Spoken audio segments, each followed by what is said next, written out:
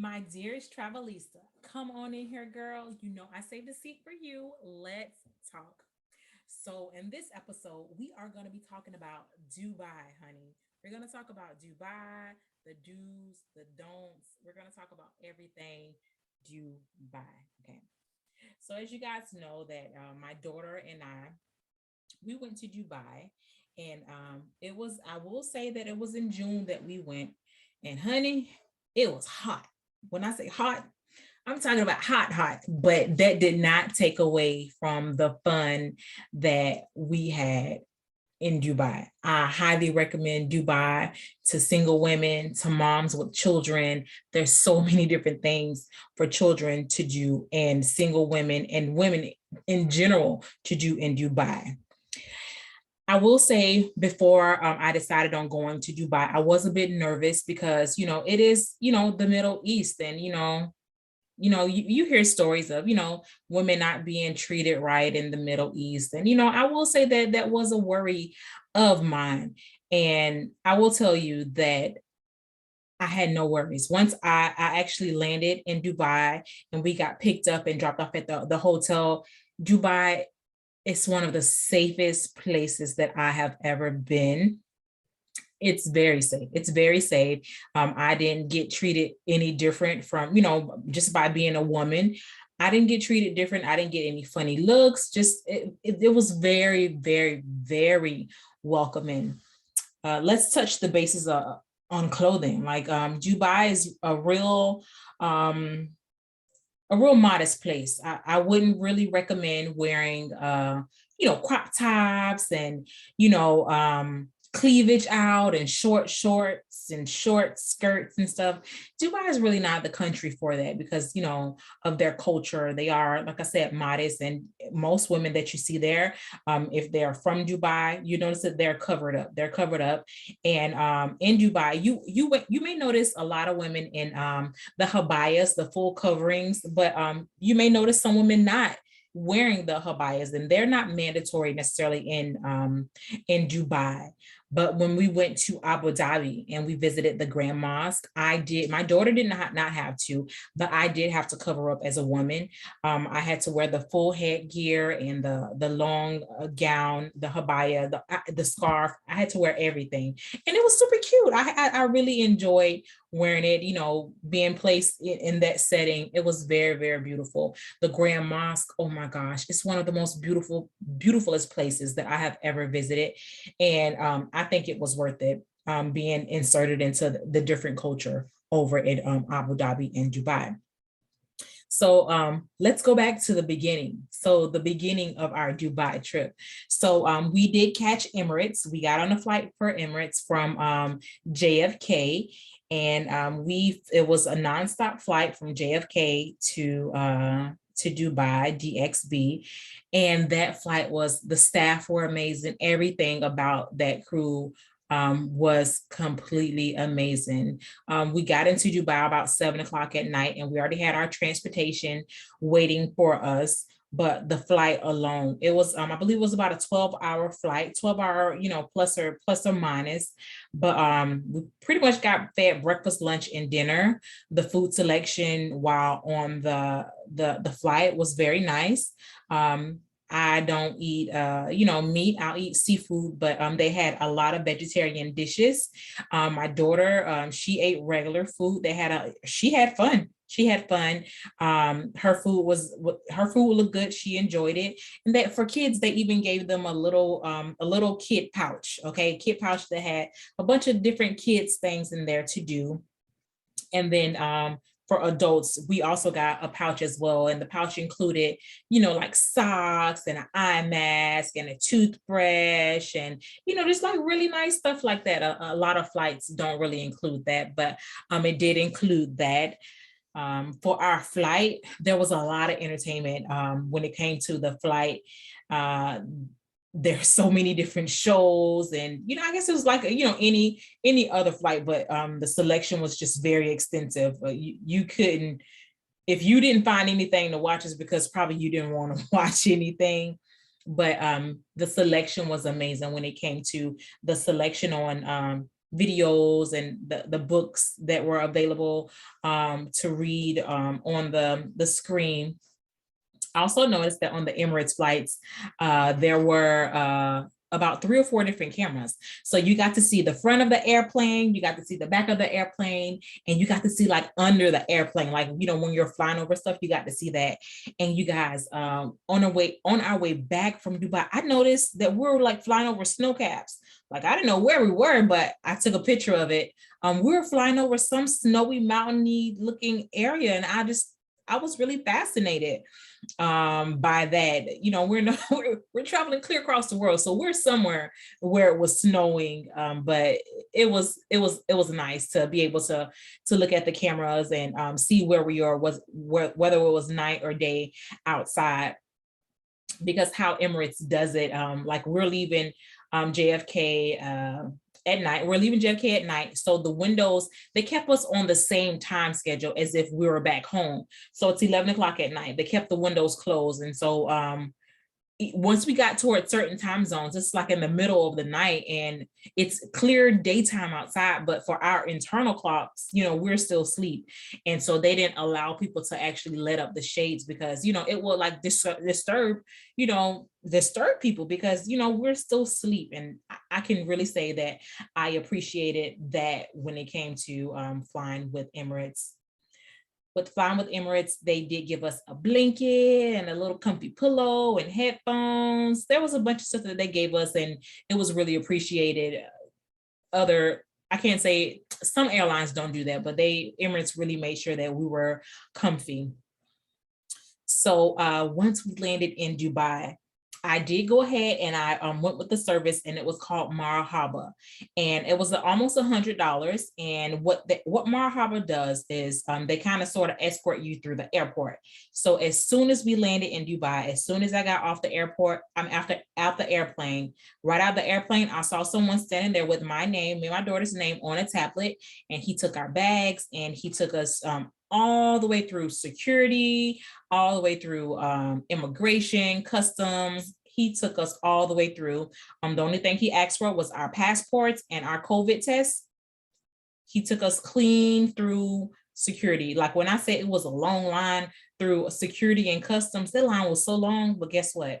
It was kind of like a TSA pre-check line. Like it was like a fast line. He took us through the fast line, and there was nobody in this fast line. It was just me and my daughter and a long, long, long line of other people on the other side.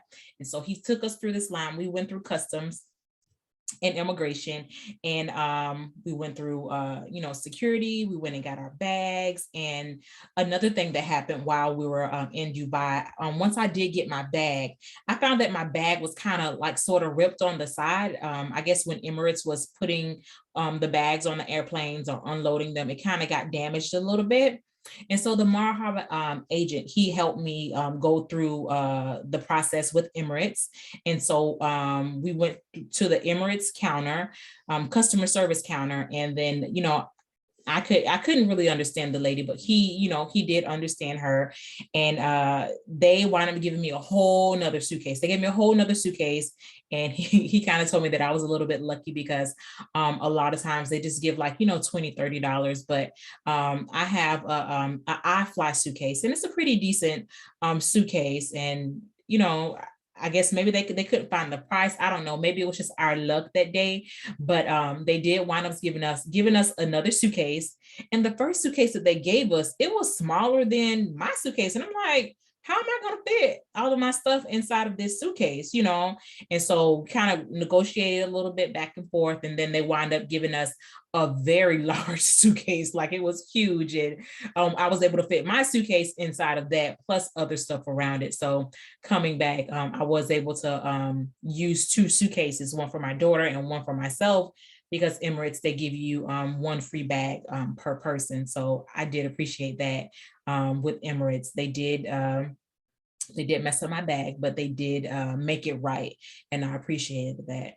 So the Marhaba agent took us from the Emirates customer service all the way out to meet our driver. And I can't say enough about Marhaba. If you guys are ever flying into Dubai, I do highly recommend getting the Marhaba service for you and for your family.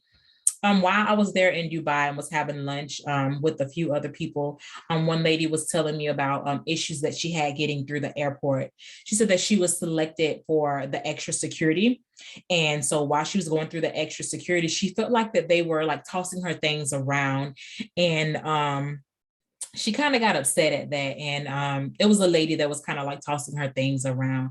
And she told the lady that I was having lunch with, she kind of told me that she mumbled the B word, you know, and over there, they don't tolerate stuff like that. And that's the difference between, you know, here in America and, you know, different countries. They don't tolerate stuff like that. So she wound up getting held. They held her, and the lady wanted to press charge. The lady that the security agent that lives there in Dubai, who's a resident of Dubai, she wanted to press charges on this lady that I was having lunch with, having the conversation with. And the other security agents was trying to tell the lady, don't press charges on her. She's a tourist, yada, yada, yada. So they kind of went back and forth for 3 hours, you guys, 3 hours. So it's very, very important to understand the culture and the do's and don'ts when you go over to a totally different country. So first off, in Dubai, cursing and stuff, no ma'am, you'll get in trouble. If not, go to jail for that. Hand gestures, you know what I'm talking about. They don't tolerate stuff like that. Disrespect, they don't tolerate stuff like that. Spitting on the ground, they don't tolerate stuff like that. I told the story earlier about when my daughter and I were in Abu Dhabi, and at the time there was a TikTok going around where you snap your fingers and you're in another location. Well, that's a hand gesture, you know, and we didn't really realize that. And guess what? At the Grand Mosque, security stopped us and they were asking what were we doing. He just said that they didn't tolerate things like that in Dubai, to not do that. He didn't really make me erase my video or anything, but that was kind of scary, you know, like, oh, you know, okay, you know, don't do that. But just, you know, just look up the culture, look up the do's and don'ts of Dubai. But for me personally, I'll say be careful what you say. Be careful what you say. No cursing, no hand gestures, no birds, no, just none of that. No spitting on the ground. Dubai is one of the most cleanest places that I've ever seen. In fact, I did not even see a homeless person, you guys. Not one homeless person. And I actually asked somebody about that, and they said once you reach a certain age, you know, the country pretty much kind of sort of takes care of you. And if you can't afford to take care of yourself, if you're not from Dubai, then you have to go back to your home country. So that's a whole nother story for a whole nother time. But Dubai is one of the cleanest places that I have ever visited. So yeah, I didn't see any trash on the ground, like homeless people, nothing. So that was very, very nice. That was very nice seeing, you know, the cleanliness of the country. So that was going through security. So yeah, I recommend getting Marhaba to get you clean through security, no problems. I highly recommend that. And so we got to our hotel. Our hotel was beautiful. It right outside of our window, we got upgraded. Right outside of our window, we had views of the Burj Khalifa, you guys. So beautiful, so beautiful. And so at our hotel, we got free breakfast, and the breakfast was a Mediterranean breakfast. And like I said, you know, I don't really eat meat, but I do eat dairy for right now. So breakfast was some, you know, they had the traditional American breakfast, but they also had a lot of Mediterranean foods.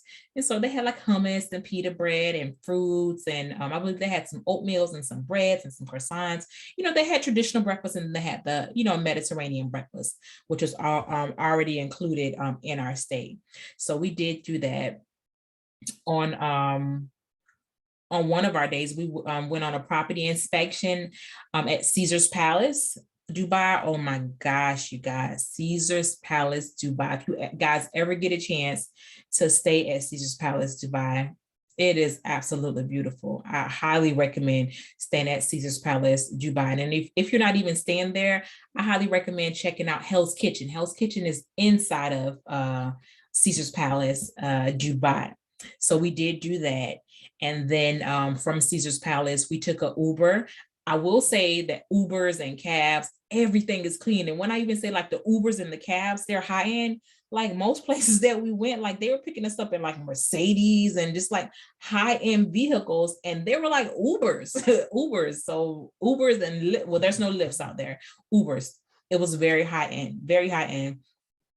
I did notice though, I had purchased Uber Cash when I was over here in the States. And then when I got to Dubai, it wasn't there. Like, so if you're going to be using Uber Cash, if you're going to put money onto your Uber account, wait until you get to that location, because my Uber app completely changed. It was like Uber Dubai. Like it didn't say Uber Dubai, but the prices had changed to, you know, the currency for Dubai.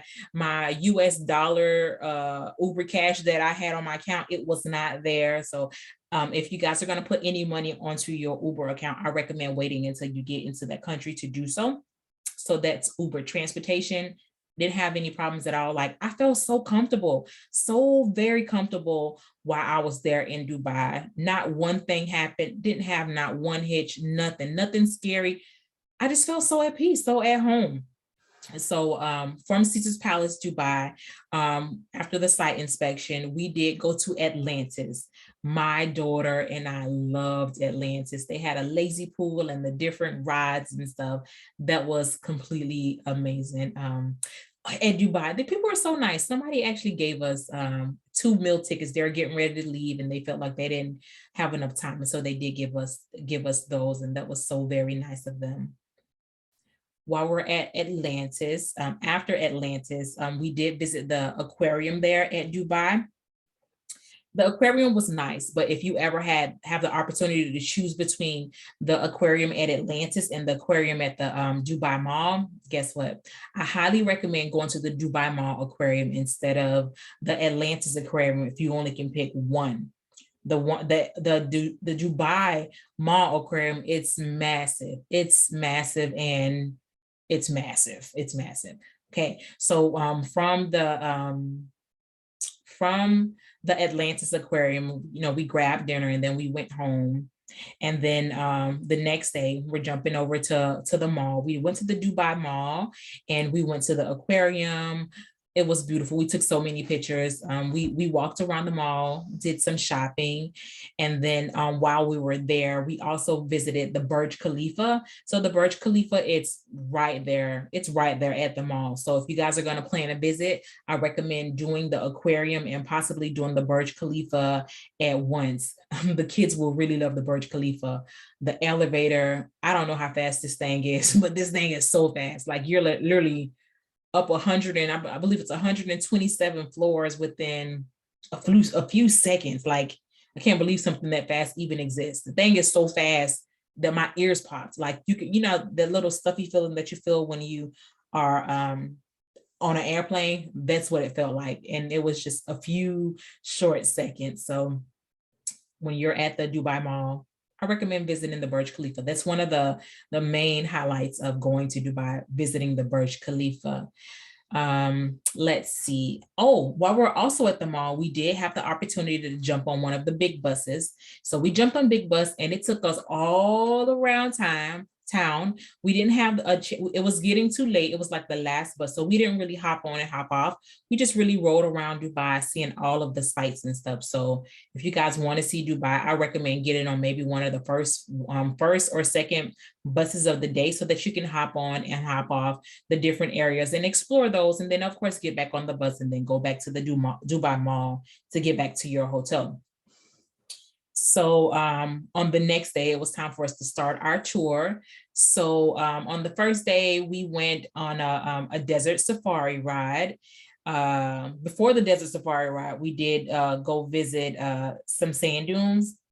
We did ATV riding in some sand dunes. That was really interesting, but it was hot. It was hot. I'm not gonna lie, it was hot. And so we did have some scarves and they wrapped our hair up in scarves, and it looks like it may be hot when you see the scarves. If you've ever seen somebody with scarves on out there for Dubai, it may look like it, you know, it makes you even harder, but trust me, it doesn't.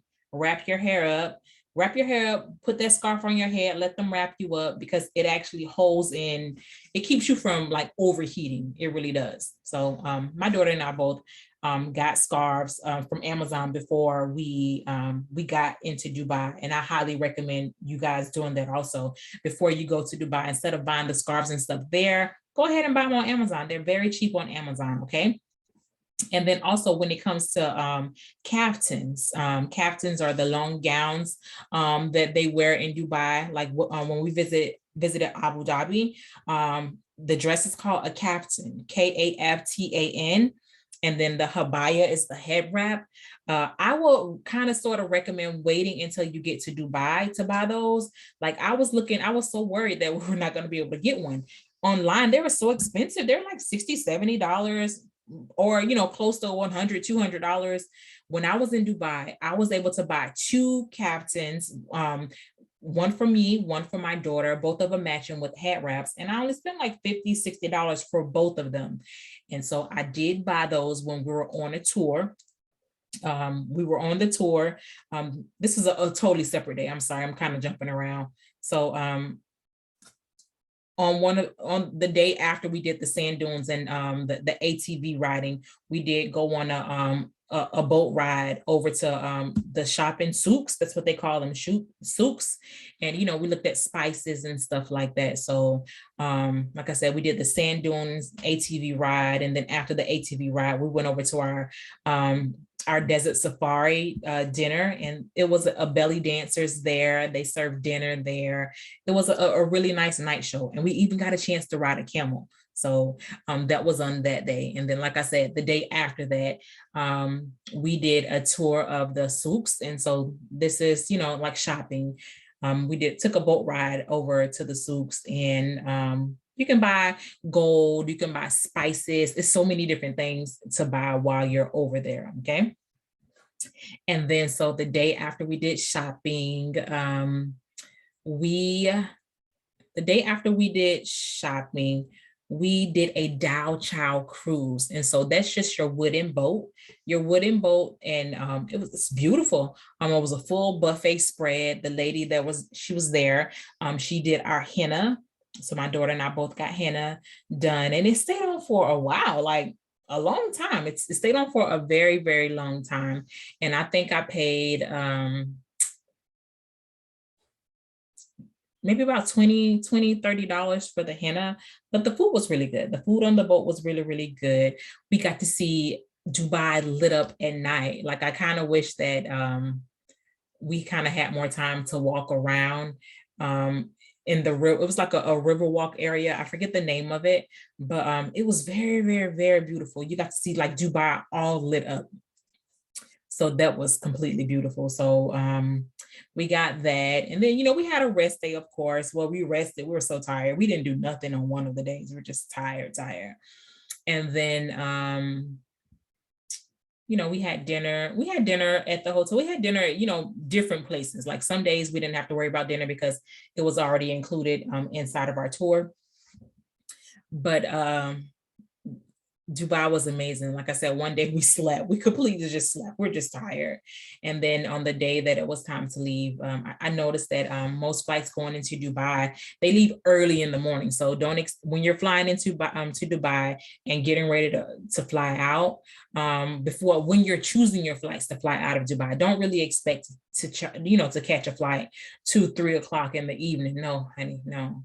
Your flight is going to be 2, 3, 4, 5, 6, 7, 8 o'clock in the morning. Why that early in the morning? That's just, you know, how they operate there. And, you know, that's just how they operate there. So expect an early morning flight. So flight coming back home was fine without a hiccup. Coming back home, from Dubai, we landed in JFK, and then we decided to take a whole tour of New York as well. But Dubai was amazing. I have no complaints about Dubai. We're going back to Dubai this year, and I cannot wait. It's a completely sold out group trip. I cannot wait to go to Dubai. So I'm trying to think of some other things that I can tell you guys that's important about Dubai. Like I said, just look up the rules for Dubai. No cursing, no gestures, no disrespect. They don't tolerate stuff like that over there.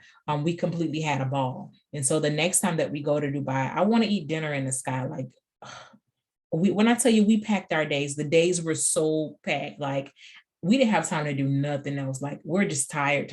Like that's how much stuff we actually did. So I will recommend, I saw the dinner in the sky.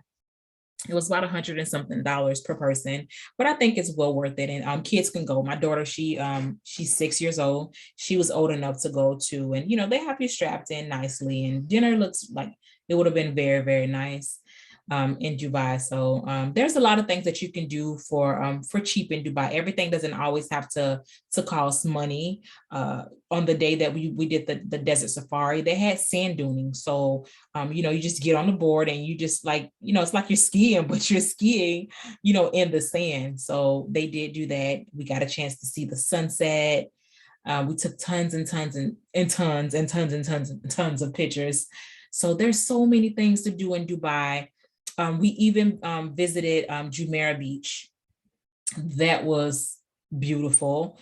There's so many things to do in Dubai, so many things to do in Dubai. Even if you don't want to do tours, there's so many different things to do. You just plan it out. If you guys need help planning your trip to Dubai, even if you don't want to do tours, you guys already know how to reach me. I love helping you guys build these grand vacations. This is all I do all day, every day. If you guys ever need any help building vacations, you guys already know. Give me a text or phone call at 813-461-3592. That's 813-GO1-FLY2. That's all I have to say about Dubai. Dubai was absolutely amazing. My daughter enjoyed it. I enjoyed it. I would recommend taking some water bottles so that you guys can stay hydrated. There's ice water everywhere. I would recommend that. Yes, bring water bottles. Bring an empty container that you can fill with ice and water, and just, always stay hydrated when you guys are in Dubai. But that pretty much wraps up this the specific podcast about Dubai and my experience in Dubai. My experience for Dubai, I have no complaints. And I cannot wait to go back to show my team and show my travel members all of Dubai. It was absolutely beautiful. I can't wait to go back. I actually think we'll be going back each and every year. So if you guys want to get on the group trip for this year or for next year, you guys already know the website, momaandwetravels.com/group trips. Until then, I'll talk to you guys later. Bye.